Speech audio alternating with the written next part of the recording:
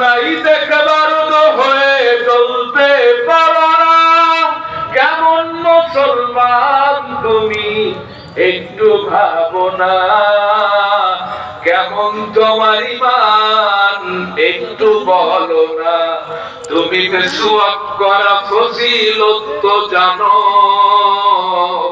খাবার শেষে মিষ্টি মুখের হাদিসটাও মানো, ঠিক কি না বলে?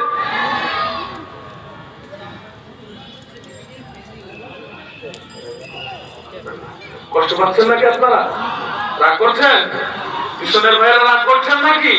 সুতরাং আমরা এক একজন সেই আব্দুল্লাহ ইবনে উম্মে মাকতুমের চরিত্র গঠন করব, পারবো তো ইনশাআল্লাহ? দ্বীন প্রতিষ্ঠা আন্দোলনের এক একজন কর্মী আমরা আব্দুল্লাহ ইবনে উম্মে মাকতুমের ভূমিকা পালন করব, পারবো তো ইনশাআল্লাহ? আজকে আমার যুবকদের চরিত্র নষ্ট করার জন্য কত ষড়যন্ত্র আর চক্রান্ত চলছে আপনারা কল্পনাও করতে পারবেন না, ঠিক কিনা বলেন?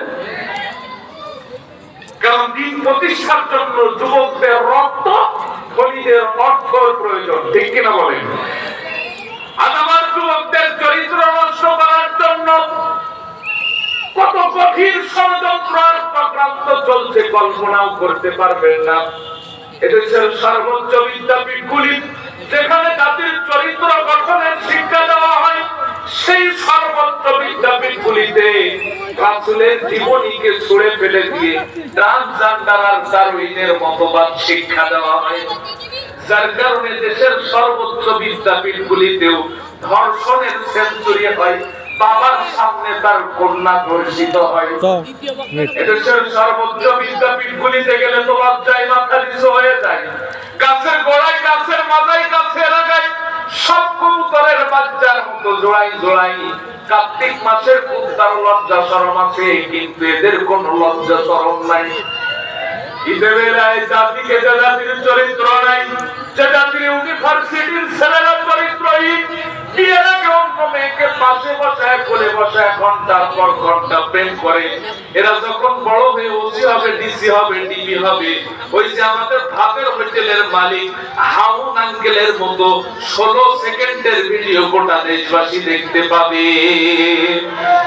ঈদের বেলায় জাতিকে যে জাতির চরিত্র নাই, আর আমরা তো সেই জাতি যে জাতি অর্থের বলে বিজয় অর্জন করে নাই, অস্ত্রের বলে বিজয় অর্জন করে নাই, জনশক্তির বলে বিজয় অর্জন করে নাই, ঈমান আর চরিত্রের বলে বিজয় অর্জন করেছে। আর সেই জাতির চরিত্র নষ্ট করার জন্য সকল প্রকার ষড়যন্ত্র আর চক্রান্ত চলছে। বিয়ের আগে ভালোবাসা, বিয়ের পরে নিজের ঘরের স্ত্রী বাদ দিয়া মিডল লাইন বাদ দিয়া সাইড লাইনের প্রতি ভালোবাসা।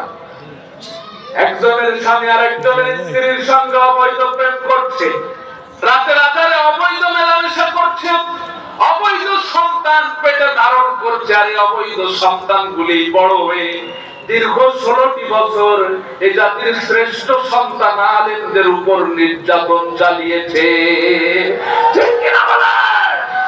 এদেশের নায়িকা গায়িকা নর্তকী যারা নিজেদের দেহ ব্যবসা করে খায়, মদের মামলা খায় কারাগারে ঢুকলো, তখন বাইর হলো, মনে হলো কোন বিউটি পার্লার থেকে বাইর হয়ে আসে।